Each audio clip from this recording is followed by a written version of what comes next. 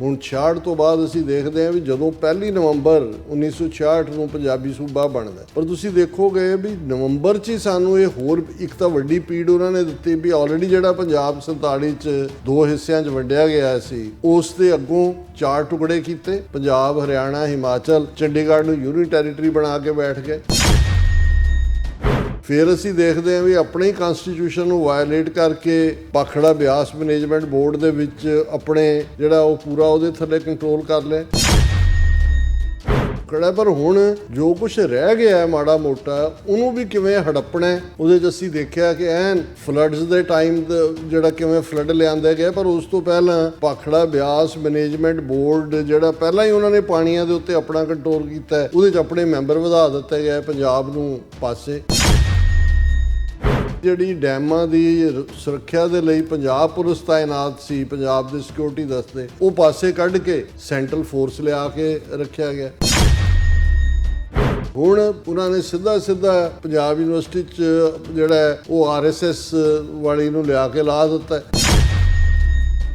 ਔਰ ਉਹਨਾਂ ਨੇ 4-5 ਸਾਲ ਤੋਂ ਈਵਨ ਜਿਹੜੀ ਉਸ ਦੀ ਯੂਨੀਵਰਸਿਟੀ ਦੀ ਸੈਨੇਟ ਦੀ ਇਲੈਕਸ਼ਨ ਹੁੰਦੀ ਹੈ ਉਹ ਵੀ ਕਰਵਾਉਣ ਤੋਂ ਟਾਲਾ ਵੱਟਿਆ।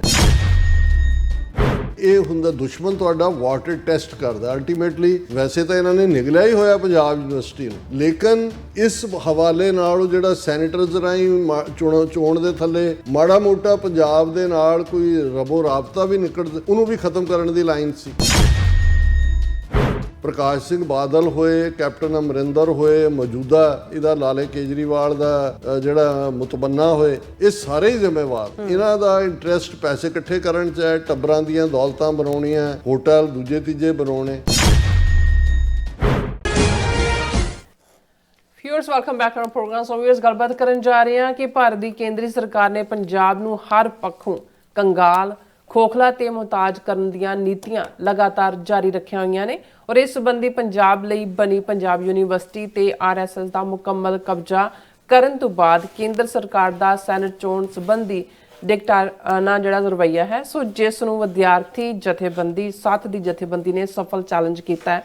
ਸੋ ਪੰਜਾਬ ਦੀਆਂ ਅੱਡ-ਅੱਡ ਧਿਰਾਂ ਨੇ ਇਸ ਨੂੰ ਭਰਪੂਰ ਜਿਹੜਾ ਸਮਰਥਨ ਦਿੱਤਾ ਹੈ। ਸੋ ਇਸ ਮੁੱਢਲੀ ਕਾਮਯਾਬੀ ਲਈ ਅਸੀਂ ਸਮੁੱਚੇ ਵਿਦਿਆਰਥੀ ਵਰਗ ਨੂੰ ਵਧਾਈ ਦਿੰਦੇ ਆ। ਸੋ ਇਸ ਬਾਰੇ ਆਪਾਂ ਗੱਲਬਾਤ ਕਰਨ ਜਾ ਰਹੇ ਹਾਂ ਔਰ ਨਾਲ ਹੀ ਜਿਹੜੇ ਤੁਹਾਡੇ ਲਾਈਵ ਮੈਸੇਜ ਨੇ ਉਹ ਵੀ ਆਪਾਂ ਸ਼ੇਅਰ ਕਰਾਂਗੇ। ਸੋ ਅਸੀਂ ਚਾਹਾਂਗੇ ਕਿ ਤੁਸੀਂ ਇਸੇ ਤਰ੍ਹਾਂ ਬਣੇ ਰਹਿਣਾ, ਦੇਖਣ ਸੁਣ ਲਈ ਜਾਂ ਲਿਖਣ ਲਈ ਤੁਹਾਡਾ ਸਭ ਦਾ ਬਹੁਤ ਬਹੁਤ ਧੰਨਵਾਦ ਜੀ। ਡਾਕਟਰ ਸਾਹਿਬ ਕੀ ਕਹਿਣਾ ਚਾਹੋਗੇ?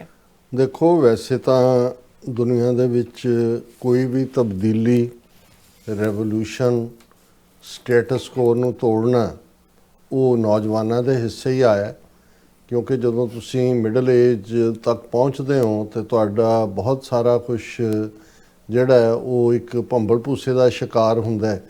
ਔਰ ਜਿਹੜੀ ਚੜ੍ਹਦੀ ਜਵਾਨੀ ਹੈ ਔਰ ਖ਼ਾਸ ਤੌਰ 'ਤੇ ਭਰਪੂਰ ਨੌਜਵਾਨੀ ਹੈ, ਉਹ ਆਪਣੇ ਆਲੇ ਦੁਆਲੇ ਉਹਦੇ 'ਚ ਸਰੀਰਕ ਤੌਰ 'ਤੇ ਵੀ ਸਮਰੱਥਾ ਹੁੰਦੀ ਹੈ, ਜਜ਼ਬਾਤ ਵੀ ਹੁੰਦਾ ਹੈ, ਔਰ ਉਹ ਕਿਸੇ ਪਾਸੇ ਵੀ ਕੁਰਬਾਨੀ ਕਰਨ ਤੋਂ ਪਿੱਛੇ ਨਹੀਂ ਹਟਦੇ।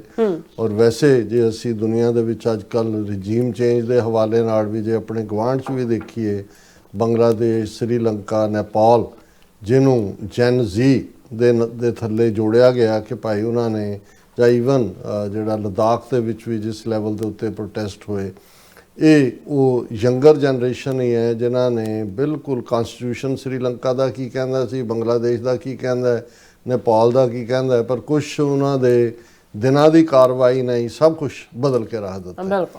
ਪੰਜਾਬ ਦੇ ਵਿੱਚ ਇਹਦੇ 'ਚ ਕੋਈ ਸ਼ੱਕ ਨਹੀਂ ਹੈ ਕਿ ਵੈਸੇ ਅਕਸਰ ਜਿਹੜੇ ਪੰਜਾਬ ਦੀ ਸਿਨੇਰੀਓ ਨੂੰ 20th ਸੈਂਚੁਰੀ 'ਚ ਸਮਝਦੇ ਨੇ, ਉਹਦੇ ਪੰਜਾਬ 'ਚ ਤਾਂ ਰੈਵੋਲੂਸ਼ਨ ਦੀਆਂ ਜੜ੍ਹਾਂ ਪਤਾਲ ਦੇ ਵਿੱਚ ਗੁਰੂ ਸਾਹਿਬਾਨ ਨੇ ਲਾਈਆਂ ਨੇ। ਗੁਰੂ ਨਾਨਕ ਪਾਤਸ਼ਾਹ ਨੇ ਜ਼ੁਲਮ ਦੇ ਖਿਲਾਫ, ਧੱਕੇ ਦੇ ਖਿਲਾਫ ਚੈਲੰਜ ਕਰਨ ਦੀ ਲਾਈਨ, ਔਰ 10ਵੇਂ ਪਾਤਸ਼ਾਹ ਨੇ ਆਪਣਾ ਸਰਬੰਸ ਕੁਰਬਾਨ ਕਰਕੇ ਸੱਚ, ਹੱਕ, ਇਨਸਾਫ ਦੇ ਰਸਤੇ ਤੇ ਉਸ ਖਾਲਸੇ ਦੇ ਜ਼ਿੰਮੇ, ਖਾਲਸਾ ਸੋਏ ਜੋ ਨਿਰਧਨ ਕੋ ਪਾਲੇ, ਖਾਲਸਾ ਸੋਏ ਜੋ ਦੁਸ਼ਟ ਕੋ ਗਾਲੇ। ਹੁਣ ਇਹੀ ਟਾਇਰੈਂਟ ਹੁੰਦੇ ਨੇ ਔਰ ਇੱਕ ਹੈਵ ਨਾਟ ਨੇ। ਸੋ ਖਾਲਸਾ ਜਿਸ ਦੇ ਜ਼ਿੰਮੇ ਹੈ ਕਿ ਵੀ 12-13 ਸਾਲ ਦੀ ਉਮਰ ਦੇ ਵਿੱਚ ਹਰ ਸਿੱਖ ਪਰਿਵਾਰ ਆਪਣੇ ਬੱਚੀ ਨੂੰ ਅੰਮ੍ਰਿਤ ਛਕਾਏ, ਕਿਉਂਕਿ ਉਹ ਤੁਹਾਡੀ ਜ਼ਿੰਮੇਵਾਰੀ ਦੀ ਜਿਹੜੀ ਹੈ ਸਮਝ ਵੀ ਹੁੰਦੀ ਹੈ। ਸੋ ਸਿੱਖਾਂ ਦੇ ਤਾਂ DNA ਦੇ ਵਿੱਚ ਜੇ ਕਹੀਏ ਕਿ ਖਾਲਸਾ ਸਾਜਨਾ ਤੋਂ 3 ਸਦੀਆਂ, 350 ਸਾਲ ਬਾਅਦ ਉਹ ਹਿੱਸਾ ਹੈ। ਇਹੀ ਕਾਰਨ ਹੈ ਕਿ ਪੰਜਾਬ ਦੀ ਧਰਤੀ 'ਤੇ ਜਦੋਂ ਇਹ ਬਹੁਤ ਵਾਰ ਇਹ ਦੁਹਰਾਇਆ ਜਾਂਦਾ ਹੈ ਕਿ ਇੰਨੀਆਂ ਕੁਰਬਾਨੀਆਂ 18ਵੀਂ ਸਦੀ ਤਾਂ ਪਾਸੇ ਰੱਖ ਦਈਏ, ਈਵਨ ਅੰਗਰੇਜ਼ਾਂ ਨੂੰ ਕੱਢਣ ਦੇ ਲਈ 2% ਤੋਂ ਵੀ ਘੱਟ ਨੇ 80% ਤੋਂ ਜ਼ਿਆਦਾ ਕੁਰਬਾਨੀਆਂ ਕੀਤੀਆਂ ਨੇ। ਤੇ ਕੋਈ ਅਤਕਥਨੀ ਨਹੀਂ ਹੈ, ਇਹ ਵੱਖਰੀ ਕਹਾਣੀ ਹੈ ਕਿ ਫਰੰਗੀ ਦੀ ਗੁਲਾਮੀ ਚੋਂ ਨਿਕਲ ਕੇ ਅਸੀਂ ਬ੍ਰਾਹਮਣਵਾਦੀਆਂ ਦੀ ਗੁਲਾਮੀ 'ਚ ਫਸੇ ਔਰ ਲਗਭਗ 40% ਸਿੱਖ ਕੌਮ ਬੇਘਰੀ ਹੋਈ, ਉਜੜੀ ਪੁਜੜੀ ਆਈ ਵੀ ਵਿਦਨ ਈਅਰਸ 2-3 ਸਾਲ ਦੇ ਵਿੱਚ ਪੰਜਾਬ ਦੇ ਹੱਕਾਂ ਲਈ ਜ਼ਬਾਨ ਪੰਜਾਬੀ ਸੂਬੇ ਦਾ ਮੋਰਚਾ ਸ਼ੁਰੂ ਹੋ ਜਾਂਦਾ ਹੈ। ਜੇ ਪੰਜਾਬੀ ਸੂਬਾ 1 ਨਵੰਬਰ 1966 ਨੂੰ ਜਿਹੜਾ ਉਹ ਮਜਬੂਰਨ ਉਹਨਾਂ ਨੇ ਦੇਣ ਦਾ ਜਿਹੜਾ ਉਹ ਫੈਸਲਾ ਵੀ ਕਰ ਲਿਆ, ਕਮੇਟੀ ਬਣਦੀ ਹੈ ਰੀਆਰਗੇਨਾਈਜੇਸ਼ਨ ਦੇ ਲਈ, ਤੇ ਅਸੀਂ ਦੇਖਦੇ ਹਾਂ ਕਿ ਲੰਗੜਾ ਲੂਲਾ ਪੰਜਾਬ ਦੇ ਪੰਜਾਬੀ ਬੋਲਦੇ ਇਲਾਕੇ ਕੱਢ ਲਏ, ਚੰਡੀਗੜ੍ਹ ਕੱਢ ਲਿਆ ਕੈਪੀਟਲ, ਪਾਣੀਆਂ ਦੇ ਉੱਤੇ ਕੰਟਰੋਲ ਕਰ ਲਿਆ। ਦੂਜਾ ਕਿਉਂਕਿ ਉਹਨਾਂ ਦੀ ਬਦਨੀਅਤੀ ਉਹਨਾਂ ਨੂੰ ਸੀ ਕਿ ਜੀ ਜਿਵੇਂ ਗੁਲਜ਼ਾਰੀ ਲਾਲ ਨੰਦੇ ਨੇ ਇਹਨਾਂ ਲਾਲਿਆਂ ਦੇ ਡੈਲੀਗੇਸ਼ਨ ਨੂੰ ਕਿਹਾ ਜਿਹੜੇ ਜਲੰਧਰੋਂ ਗਏ ਸੀ, ਜਗਤ ਨਾਰਾਇਣ ਔਰ ਯਸ਼ ਤੇ ਵਰਿੰਦਰ ਔਰ ਰਣਬੀਰ, ਇਹ ਸਾਰੀਆਂ ਅਖਬਾਰਾਂ ਮਿਲਾਪ, ਪੰਜਾਬ ਕੇਸਰੀ, ਹਿੰਦ ਸਮਾਚਾਰ, ਇਹਨਾਂ ਸਾਰਿਆਂ ਦੇ ਜਿਹੜੇ ਨੇ ਵੀਰ ਪ੍ਰਤਾਪ, कि उन्होंने कहा कि जी लाला जी फिक्र मत करो, हम इन्हें ऐसा पंजाबी सूबा देंगे, लूला लंगड़ा ये छोड़ के भागेंगे। और ये कोई शक नहीं है कि जिहड़ा लूला लंगड़ा लफज उन्होंने किया वाकई, और वो अज तक भी ਹੁਣ 66 ਤੋਂ ਬਾਅਦ ਅਸੀਂ ਦੇਖਦੇ ਹਾਂ ਵੀ ਜਦੋਂ 1 ਨਵੰਬਰ 1966 ਨੂੰ ਪੰਜਾਬੀ ਸੂਬਾ ਬਣਦਾ, ਪਰ ਤੁਸੀਂ ਦੇਖੋਗੇ ਵੀ ਨਵੰਬਰ 'ਚ ਹੀ ਸਾਨੂੰ ਇਹ ਹੋਰ ਇੱਕ ਤਾਂ ਵੱਡੀ ਪੀੜ ਉਹਨਾਂ ਨੇ ਦਿੱਤੀ ਵੀ ਆਲਰੇਡੀ ਜਿਹੜਾ ਪੰਜਾਬ 47 'ਚ 2 ਹਿੱਸਿਆਂ 'ਚ ਵੰਡਿਆ ਗਿਆ ਸੀ, ਉਸ ਦੇ ਅੱਗੋਂ 4 ਟੁਕੜੇ ਕੀਤੇ, ਪੰਜਾਬ, ਹਰਿਆਣਾ, ਹਿਮਾਚਲ, ਚੰਡੀਗੜ੍ਹ ਨੂੰ ਯੂਨੀਅਨ ਟੈਰੀਟਰੀ ਬਣਾ ਕੇ ਬੈਠ ਗਏ ਜੀ। ਫਿਰ ਅਸੀਂ ਦੇਖਦੇ ਹਾਂ ਵੀ ਆਪਣੇ ਹੀ ਕਨਸਟੀਟਿਊਸ਼ਨ ਨੂੰ ਵਾਇਲੇਟ ਕਰਕੇ ਭਾਖੜਾ ਬਿਆਸ ਮੈਨੇਜਮੈਂਟ ਬੋਰਡ ਦੇ ਵਿੱਚ ਆਪਣੇ ਜਿਹੜਾ ਉਹ ਪੂਰਾ ਉਹਦੇ ਥੱਲੇ ਕੰਟਰੋਲ ਕਰ ਲਿਆ।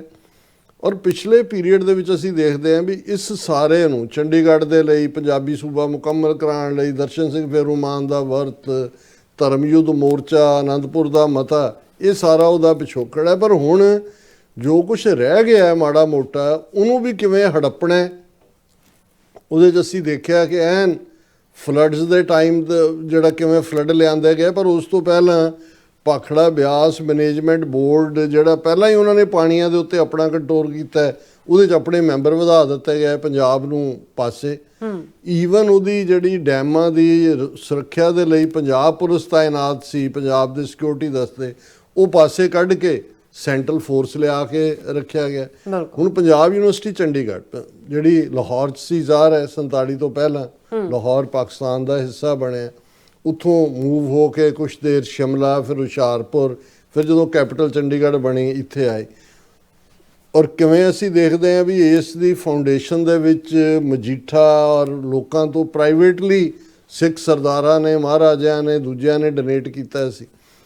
ਹਾਲਾਂਕਿ ਇਸ ਦੇ ਸਟਰਕਚਰ ਦੇ ਵਿੱਚ ਤਾਂ ਸ਼ੁਰੂ ਤੋਂ ਹੀ ਆਰੀਆ ਸਮਾਜੀਆਂ ਦਾ ਹੀ ਕਬਜ਼ਾ ਰਿਹਾ, ਉਹਨਾਂ ਦੇ ਡਿਸੀਜਨ ਮੇਕਰ ਦੂਜੇ ਤੀਜੇ। ਲੇਕਿਨ ਜਦੋਂ 66 ਦੇ ਵਿੱਚ ਇਸ ਨੂੰ ਜੁਆਇੰਟ ਰੱਖਿਆ ਗਿਆ, ਉਹਨਾਂ ਨੇ ਕਿਹਾ ਜਦੋਂ ਤੱਕ ਹਰਿਆਣੇ ਹਿਮਾਚਲ ਦੀ ਆਪਣੀ ਹਿਮਾਚਲ ਪ੍ਰਦੇਸ਼ ਯੂਨੀਵਰਸਿਟੀ ਬਣ ਗਈ ਜੀ, ਹਰਿਆਣੇ ਦੀ ਆਪਣੀ ਕੁਰੂਕਸ਼ੇਤਰ ਯੂਨੀਵਰਸਿਟੀ ਬਣ ਗਈ, ਇਹਦੇ ਬਾਵਜੂਦ ਇਹਨੂੰ ਪੰਜਾਬ ਦੇ ਹਵਾਲੇ ਨਾ ਕਰਕੇ ਸੈਂਟਰ ਜੋ ਕਰ ਹੀ ਰਿਹਾ ਸੀ ਪਿਛਲੇ 5-6 ਸਾਲ ਤੋਂ, ਉਹਨਾਂ ਨੇ ਕਿਉਂਕਿ 1947 ਦੇ ਵਿੱਚ ਜਦੋਂ ਇਸ ਦਾ ਨਾਲ ਰਿਲੇਟਡ ਐਕਟ ਬਣਿਆ, ਉਹਦੇ 'ਚ ਇੱਕ ਪ੍ਰੋਵੀਜ਼ਨ ਰੱਖਿਆ ਗਿਆ ਕਿ ਭਾਈ ਜਿਹੜੇ ਇੱਥੋਂ ਦੇ ਗ੍ਰੈਜੂਏਟ ਨੇ, ਦੂਸਰੇ ਨੇ ਜਿਹੜੇ ਉਹਨਾਂ ਦੀ ਸੈਨੇਟ ਦੇ ਲਈ ਮੈਂਬਰ ਚੁਣੇ ਜਾਣਗੇ, ਇਹ ਇੱਕ ਗ੍ਰੈਜੂਏਟ ਕੰਸਟੀਚੁਐਂਸੀ ਤੋਂ ਹੋਏਗਾ, ਇਹ ਸਟੇਟ ਦਾ ਹੋਏਗਾ ਦੂਸਰਾ। ਲੇਕਿਨ ਹੁਣ ਉਹਨਾਂ ਨੇ ਸਿੱਧਾ ਪੰਜਾਬ ਯੂਨੀਵਰਸਿਟੀ 'ਚ ਜਿਹੜਾ ਉਹ RSS ਵਾਲੀ ਨੂੰ ਲਿਆ ਕੇ ਲਾ ਦਿੱਤਾ। ਔਰ ਉਹਨਾਂ ਨੇ 4-5 ਸਾਲ ਤੋਂ ਈਵਨ ਜਿਹੜੀ ਉਸ ਦੀ ਯੂਨੀਵਰਸਿਟੀ ਦੀ ਸੈਨੇਟ ਦੀ ਇਲੈਕਸ਼ਨ ਹੁੰਦੀ ਹੈ ਉਹ ਵੀ ਕਰਵਾਉਣ ਤੋਂ ਟਾਲਾ ਵੱਟਿਆ।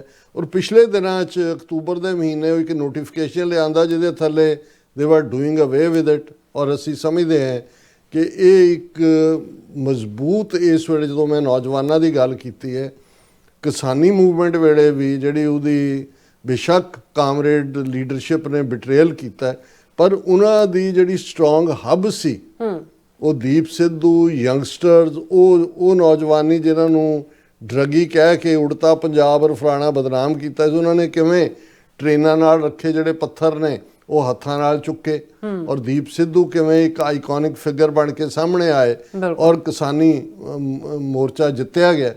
ਫਿਰ ਅਸੀਂ ਦੇਖਦੇ ਹਾਂ ਕਿ ਵੀ ਈਵਨ ਆ ਜਿਹੜੀ ਲੈਂਡ ਪੂਲਿੰਗ ਦੇ ਥੱਲੇ ਜ਼ਮੀਨਾਂ ਦਾ ਸੀ, ਇਹਦੇ 'ਚ ਵੀ ਨੌਜਵਾਨਾਂ ਨੇ ਇਸ ਵੇਲੇ ਪੰਜਾਬ ਦੇ ਵਿੱਚ ਬੇਸ਼ੱਕ ਕੁਝ ਚੀਜ਼ਾਂ ਤੁਹਾਨੂੰ ਗਰਾਊਂਡ ਤੇ ਬਹੁਤੀਆਂ ਨਜ਼ਰ ਨਹੀਂ ਆ ਰਹੀਆਂ ਹੁੰਦੀਆਂ, ਉਦਾਸੀ ਵਾਲੀਆਂ ਵੀ ਹੁੰਦੀਆਂ ਨੇ ਕਿਉਂਕਿ ਮੀਡੀਆ, ਲੇਕਿਨ ਇੱਕ ਉਸ ਕਿਸਮ ਦੇ ਡੈਡੀਕੇਟਿਡ ਨੌਜਵਾਨ ਬੱਚੇ ਬੱਚੀਆਂ ਯੂਨੀਵਰਸਿਟੀਆਂ ਦੇ, ਪੰਜਾਬੀ ਯੂਨੀਵਰਸਿਟੀ ਪਟਿਆਲਾ 'ਚ ਵੀ ਅਸੀਂ ਉਹ ਦੇਖਿਆ ਜਦੋਂ ਮਹਾਨ ਕੋਸ਼ ਨੂੰ ਔਰ ਜਾਂ ਉੱਥੋਂ ਦੀਆਂ ਨੂੰ ਜਿਹੜਾ ਉਹ ਬੇਅਦਬ ਕਰਨ ਦੇ ਨਾਂ ਥੱਲੇ ਸਟੂਡੈਂਟਸ ਨਿਕਲੇ, ਗੁਰੂ ਨਾਨਕ ਯੂਨੀਵਰਸਿਟੀ 'ਚ ਵੀ ਚੈਲੰਜ ਕੀਤਾ ਔਰ ਪੰਜਾਬ ਯੂਨੀਵਰਸਿਟੀ ਦੇ ਵਿੱਚ ਖਾਸ ਤੌਰ 'ਤੇ ਜਿਹੜੀ ਨੌਜਵਾਨਾਂ ਦੀ ਜਥੇਬੰਦੀ ਸੱਥ ਪਿਛਲੇ ਕੁਛ ਪੀਰੀਅਡ 'ਚ ਉਹਨਾਂ ਨੇ ਕਾਫੀ ਕਾਮਯਾਬੀਆਂ ਹਾਸਿਲ ਕੀਤੀਆਂ ਨੇ, ਬੜੀ ਸਾਫ਼ ਸੁਥਰੀ ਉਹਨਾਂ ਦੀ ਪਹੁੰਚ ਹੈ, ਬੜੇ ਉਹਨਾਂ ਦੇ ਆਊਟਸਪੋਕਨ ਉਹਨਾਂ ਦੇ ਬੁਲਾਰੇ ਵੀ ਨੇ, ਬੱਚੀਆਂ ਵੀ। ਔਰ ਜਿਵੇਂ ਉਹਨਾਂ ਦੀ ਵਾਈਸ ਪ੍ਰੈਜ਼ੀਡੈਂਟ ਦੀ ਇਲੈਕਸ਼ਨ ਇੱਕ ਨੌਜਵਾਨ ਨੇ ਪਿਛਲੇ ਦਿਨਾਂ 'ਚ ਜਿੱਤੀ, ਇਹਦੇ ਬਾਵਜੂਦ ਕਿ ਉਹਦੀ ਪਹਿਲਾਂ ਨੋਮੀਨੇਸ਼ਨ ਕੈਂਸਲ ਕਰਨ ਦੀ ਕੋਸ਼ਿਸ਼ ਕੀਤੀ ਗਈ ਔਰ ਜਿਵੇਂ ਉਹਨਾਂ ਦੀ ਪਹੁੰਚ ਹੈ, ਉਹਨਾਂ ਨੇ ਜਸਵੰਤ ਸਿੰਘ ਖਾਲੜਾ ਆਈਡੀਅਲ ਉਹਦੇ ਥੱਲੇ ਚੋਣ ਜਿੱਤੀ ਔਰ ਇਹ ਇੱਕ ਜਿਹੜੀ ਵੱਡੀ ਵਿਕਟਰੀ, ਕਿਉਂਕਿ ਇਹ ਹੁੰਦਾ ਦੁਸ਼ਮਣ ਤੁਹਾਡਾ ਵਾਟਰ ਟੈਸਟ ਕਰਦਾ ਅਲਟੀਮੇਟਲੀ। ਵੈਸੇ ਤਾਂ ਇਹਨਾਂ ਨੇ ਨਿਗਲਿਆ ਹੀ ਹੋਇਆ ਪੰਜਾਬ ਯੂਨੀਵਰਸਿਟੀ ਨੂੰ, ਲੇਕਿਨ ਇਸ ਹਵਾਲੇ ਨਾਲ ਉਹ ਜਿਹੜਾ ਸੈਨੇਟਰਸ ਰਾਹੀਂ ਚੋਣ ਦੇ ਥੱਲੇ ਮਾੜਾ ਮੋਟਾ ਪੰਜਾਬ ਦੇ ਨਾਲ ਕੋਈ ਰਬੋ ਰਾਬਤਾ ਵੀ ਨਿਕਲ, ਉਹਨੂੰ ਵੀ ਖਤਮ ਕਰਨ ਦੀ ਲਾਈਨ ਸੀ। ਜਦੋਂ ਪਹਿਲੀ ਫੁੰਕਾਰਾ ਮਾਰਿਆ ਨੌਜਵਾਨਾਂ ਨੇ ਔਰ ਪਹਿਲਾਂ ਉਹਨਾਂ ਨੇ ਕਿਹਾ ਜੀ ਅਸੀਂ ਵਾਪਸ ਲੈ ਲਿਆ, ਅਸੀਂ ਵਾਪਸ ਲਵਾਂ, ਉਹਦੇ 'ਚ ਫਿਰ ਉਸ ਕਿਸਮ ਦਾ ਰੋਲ ਖਿਚੋੜ। ਹੁਣ ਉਹਨਾਂ ਨੇ ਸਟੂਡੈਂਟਸ ਨੇ ਬੀਤੇ ਕੱਲ੍ਹ ਇੱਕ ਵੱਡਾ ਇਕੱਠ ਰੱਖਿਆ ਸੀ ਕਿ ਇਲੈਕਸ਼ਨਾਂ ਡਿਕਲੇਅਰ ਕਰੋ, ਸੈਨੇਟਰ ਜਿਹੜੇ ਸੈਨੇਟ ਦੇ ਮੈਂਬਰ ਚੁਣੇ ਜਾਣੇ ਨੇ, ਉਦੋਂ ਤੱਕ ਇਹ ਸਾਡਾ ਜਾਰੀ ਰਹੇਗਾ ਧਰਨਾ। ਔਰ ਤੁਸੀਂ ਦੇਖੋ ਯੂਨੀਵਰਸਿਟੀ ਪੀਸਫੁਲ, ਹਰ ਪਾਸਿਓਂ ਸਪੋਰਟ ਸੀ। ਯੂਨੀਵਰਸਿਟੀ ਦੇ 3 ਗੇਟਸ ਜਿਹੜੇ ਨੇ ਮੇਨ ਉਹਨਾਂ ਨੇ ਬੰਦ ਕਰਤੇ ਵੀ ਅੰਦਰ ਆ ਹੀ ਨਹੀਂ ਸਕਦੇ। ਹੁਣ ਉੱਥੇ ਸਵਰਨ ਸਿੰਘ ਬੋਪਾਰਾਏ ਜਿਹੜਾ ਖੁਦ ਸੈਕਟਰੀ ਹੈਲਥ ਰਿਹਾ ਸੈਂਟਰ ਦੇ ਵਿੱਚ ਵੀ, ਪੰਜਾਬੀ ਯੂਨੀਵਰਸਿਟੀ ਪਟਿਆਲੇ ਦਾ ਵਾਈਸ ਚਾਂਸਲਰ, ਉਹ ਸੀਨੀਅਰ ਜਿਹੜੇ ਨੇ ਉਹਨਾਂ ਨਾਲ ਡਿਬੇਟ ਆ ਕੇ ਕਰ ਪੁਲਸੀਏ ਖੜੇ ਨੇ, ਉਹਨਾਂ ਨੇ ਕਿਹਾ ਜੀ ਅਸੀਂ ਤੁਹਾਨੂੰ ਅੰਦਰ ਵੜਨ ਨਹੀਂ ਦੇਣਾ, 3 ਗੇਟ। ਔਰ ਫਿਰ ਜਦੋਂ ਹੁੰਦਾ ਹੈ, ਜਦੋਂ ਜਕਾਰੇ ਵੱਜਦੇ ਨੇ, ਸਟੂਡੈਂਟਸ ਨੇ ਕਿਹਾ ਵੀ ਠੀਕ ਹੈ, ਉਹਨਾਂ ਨੇ ਪੂਰਾ ਜਿਹੜਾ PGI ਦੇ ਸਾਹਮਣੇ ਗੇਟ ਨੰਬਰ 1 ਸੀ ਉਹਨੂੰ ਉਹਨਾਂ ਨੇ ਧੱਕਾ ਮਾਰ ਕੇ ਦੂਜਾ ਕਰਕੇ ਸਟੂਡੈਂਟ ਜਿਹੜੇ ਨੇ ਅੰਦਰ ਆ ਵੜੇ, ਲਾਠੀਚਾਰਜ ਵੀ ਕੀਤਾ ਪੁਲਿਸ ਨੇ। ਔਰ ਇੰਨੀ ਵੱਡੀ ਗਿਣਤੀ ਦੇ ਵਿੱਚ ਸਪੋਰਟ ਸੀ ਆਲਮੋਸਟ ਸਾਰੀਆਂ ਪੋਲੀਟੀਕਲ ਪਾਰਟੀਆਂ ਦੇ। ਔਰ ਇਹ ਜਿਹੜੀ ਫੇਲਿਅਰ ਹੈ ਇਹਦੇ 'ਚ ਅਸੀਂ, ਕਿਉਂਕਿ ਵਕਤ ਸੀਮਤ ਹੈ, ਪ੍ਰਕਾਸ਼ ਸਿੰਘ ਬਾਦਲ ਹੋਏ, ਕੈਪਟਨ ਅਮਰਿੰਦਰ ਹੋਏ, ਮੌਜੂਦਾ ਇਹਦਾ ਲਾਲੇ ਕੇਜਰੀਵਾਲ ਦਾ ਜਿਹੜਾ ਮੁਤਬੰਨਾ ਹੋਏ, ਇਹ ਸਾਰੇ ਹੀ ਜ਼ਿੰਮੇਵਾਰ ਨੇ। ਇਹਨਾਂ ਦਾ ਇੰਟਰਸਟ ਪੈਸੇ ਇਕੱਠੇ ਕਰਨ 'ਚ ਹੈ, ਟੱਬਰਾਂ ਦੀਆਂ ਦੌਲਤਾਂ ਬਣਾਉਣੀਆਂ, ਹੋਟਲ ਦੂਜੇ ਤੀਜੇ ਬਣਾਉਣੇ। ਕਿਸੇ ਨੇ ਵੀ ਇੱਕ ਪਾਸੇ ਤਾਂ, ਔਰ ਅਸੀਂ ਦੇਖ ਰਹੇ ਹਾਂ ਵੀ ਇਸ ਤੋਂ ਪਹਿਲਾਂ ਚੰਡੀਗੜ੍ਹ ਜਿਹੜੀ ਇੰਪਲੋਈ ਰੇਸ਼ੋ 60-40 ਦੇ ਹਵਾਲੇ ਨਾਲ ਸੀ, ਉਹ ਉਹਨਾਂ ਨੇ ਖਤਮ ਕੀਤੀ। ਸਿਕਿਉਰਿਟੀ ਦੇ ਨਾਂ ਥੱਲੇ ਚੰਡੀਗੜ੍ਹ ਗਿਆਂ ਦੇ ਨਾਲ ਜੋ ਉਹ ਕਰਦੇ ਨੇ ਉਹ ਆਪਣੀ ਥਾਂ ਤੇ ਹੈ।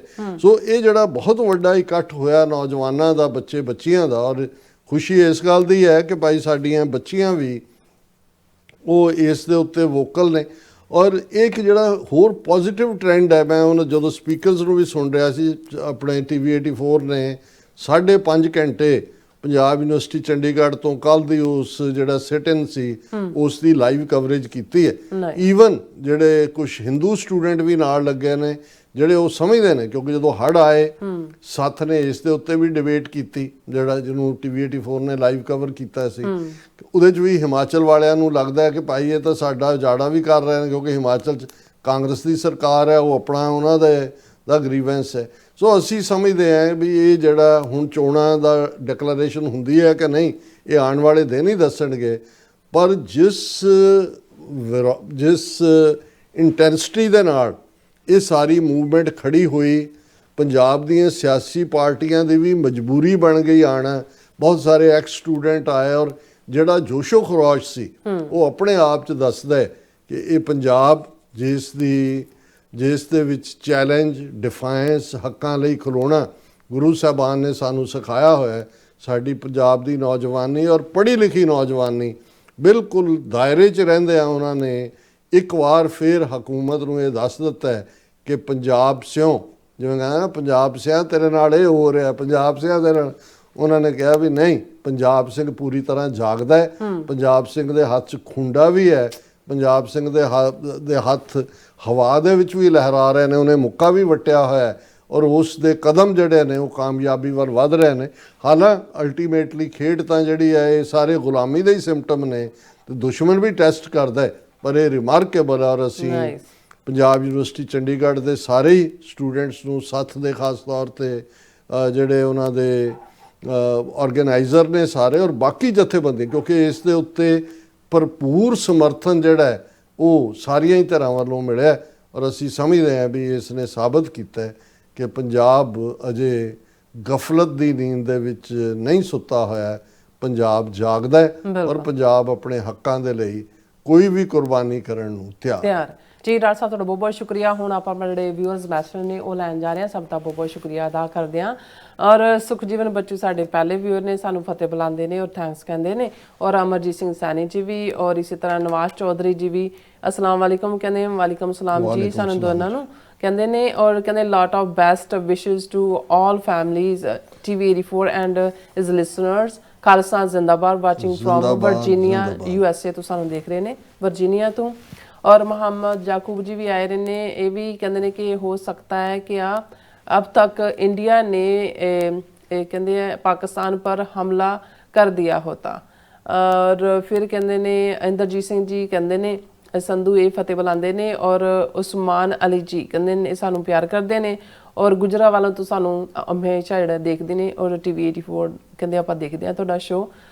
सो ਤੁਹਾਡਾ ਬਹੁਤ ਬਹੁਤ ਸ਼ੁਕਰੀਆ। ਸ਼ੁਕਰੀਆ ਤੁਹਾਡਾ ਵੀ ਭਾਈ ਜਾਨ। ਹਾਂਜੀ। ਔਰ ਮੁਹੰਮਦ ਯਾਕੂਬ ਜੀ ਕਹਿੰਦੇ ਨੇ ਕਿ ਟਰੰਪ ਜਿਹੜਾ ਹੈ ਉਹ ਕਹਿੰਦਾ ਸੁਣਿਆ ਹੈ ਕਿ उन्होंने $2000 ਜਿਹੜਾ ਹੈ ਅਮਰੀਕਨ ਕੋ ਦੇਣੇ ਹੈ। ਕਹਿੰਦੇ ਕਬ ਦੇਂਗੇ ਡਾਕਟਰ ਸਾਹਿਬ? ਤੁਹਾਨੂੰ ਪੁੱਛਦੇ ਪਏ ਨੇ।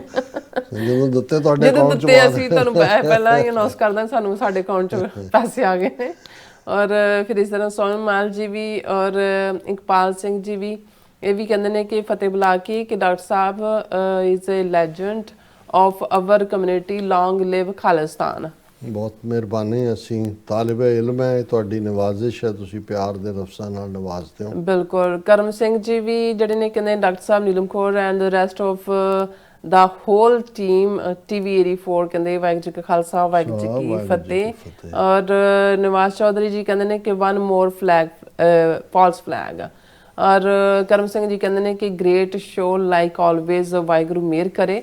ਔਰ ਅਮਰਜੀਤ ਸੈਣੀ ਜੀ ਵੀ, ਔਰ ਫਿਰ ਇਸੇ ਤਰ੍ਹਾਂ ਗੁਰਦੀਪ ਸਿੰਘ ਜੀ ਵੀ, ਔਰ ਗੁਰਪ੍ਰੀਤ ਸਿੰਘ ਜੀ ਵੀ, ਔਰ ਮੁਹੰਮਦ ਯਾਕੂਬ ਜੀ ਦੱਸਿਆ ਹੀ ਹੈ ਕਿ ਕਹਿੰਦੇ ਪੈਸੇ ਕਦੋਂ ਮਿਲਣਗੇ ਡਾਕਟਰ ਸਾਹਿਬ। ਔਰ ਫਿਰ ਬਲਿਹਾਰ ਸਿੰਘ ਕੰਗ ਜੀ ਵੀ, ਘੁਸਕੇ ਜੀ ਵੀ, ਔਰ ਮੰਕੀ ਬੁਆਏ ਜੀ ਵੀ ਫਤਿਹ ਬੁਲਾਉਂਦੇ ਨੇ।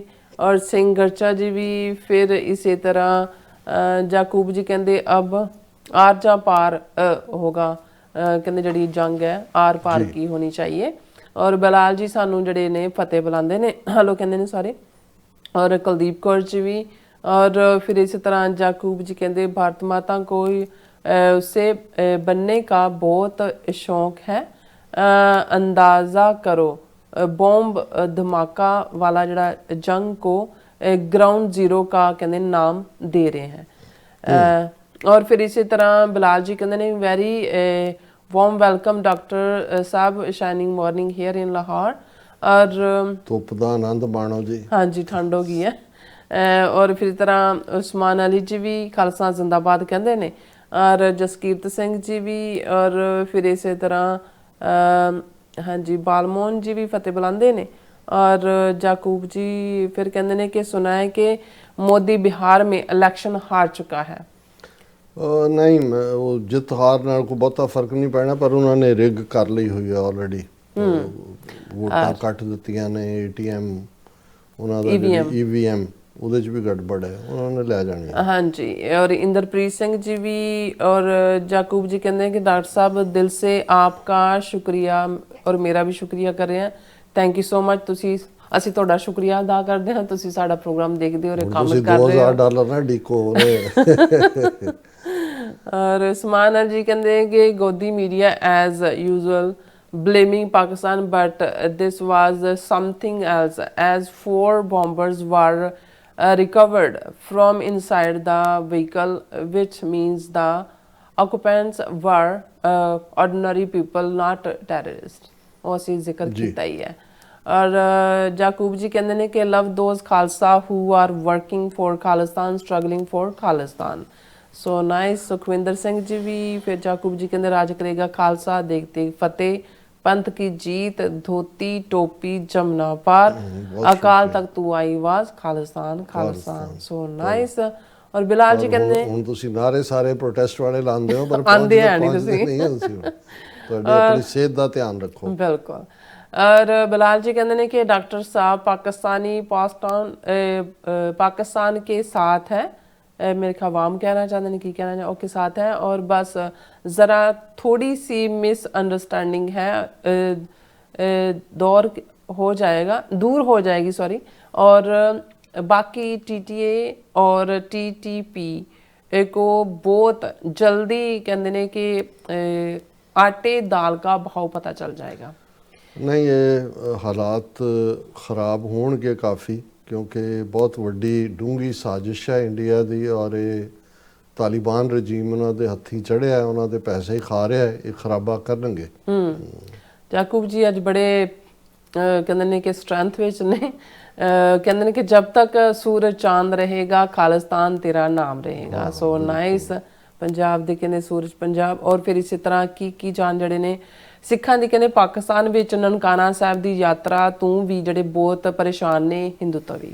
हाँ, 40-50 हज़ार से इकट्ठे होए, और मैं देख रहा सी अज उन्हां दी शायद शुमाइला नाज उन्हां दी एंकर है, बहुत अच्छी उन्हें कवरेज आके की, और बहुत वड्डी गिणती सिंध तो बलोचिस्तान तो कराची तो भी जड़े सहजधारी ने आउंदे ने। पंजाब दे जत्थियां ने तां जिस चढ़दी कला दे नाल और जिन्नी वार्मथ पाकिस्तान दे लोग दिंदे ने, वो जिन्ने शुक्रगुजार ने, उसके कहते हैं सानू अपना घर भुलिया होया, सानू तां इत्थे ही रहण नूं जी करदा। बुदेश जड़े ने ओ सिंह जड़े ने ये हिंदू तवियां नूं बहुत तकलीफ दिंदी है। बिल्कुल।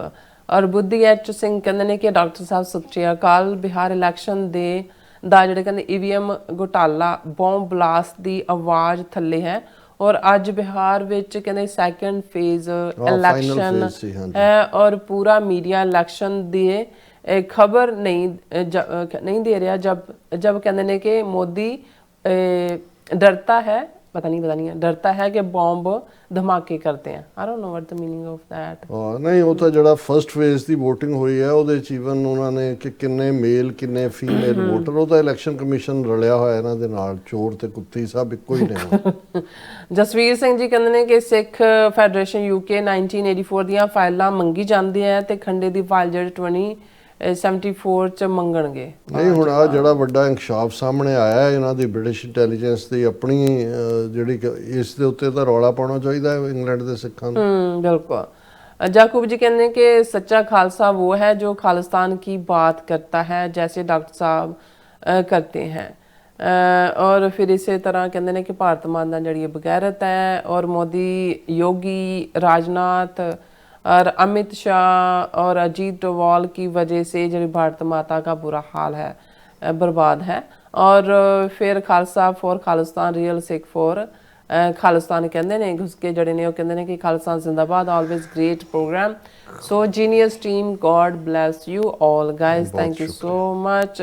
और ऊपर जी जड़े ने वो फतेह बुलाते ने, और मिश्रा सिंह जी भी, और फिर इसे तरह सतनाम सिंह जी भी, राजविंदर कौर जी भी, और हाँ जी फिर साढ़े कोल ने नुप्पा जी भी, सत श्री अकाल कहते हैं डॉक्टर साहब जी, और राजविंदर कौर जी, और ताजिंदर सिंह जी, सब का बहुत बहुत कहते राज तू बेगार कोई विचारधारा नहीं बच सकती। राज तू बगैर कहते कोई विचारधारा जी है वो नहीं बच सकती। और राज बिना ने धर्म चले हैं, धर्म बिना सब दले वले हैं। सब का बहुत बहुत शुक्रिया। सो इस तरह अपने व्यूअर्स को लेने इजाजत। व्यूअर्स साडे प्रोग्राम का समा इत्थे मुकदा। तुसीं अपनी राय ते सुझाव सानू भेजना ना भुलना साडे इस पते ते SOS@TV ते असीं अपना प्रोग्राम लैके फिर दोबारा तुहाडे साथ मुख होवांगे। तद तक ले मैनू ते अपना सुना गया दो। देखते रहो TV 84 बुला दिओ फतेह। वाहिगुरू जी का खालसा, वाहिगुरू जी की फतेह। रब रख।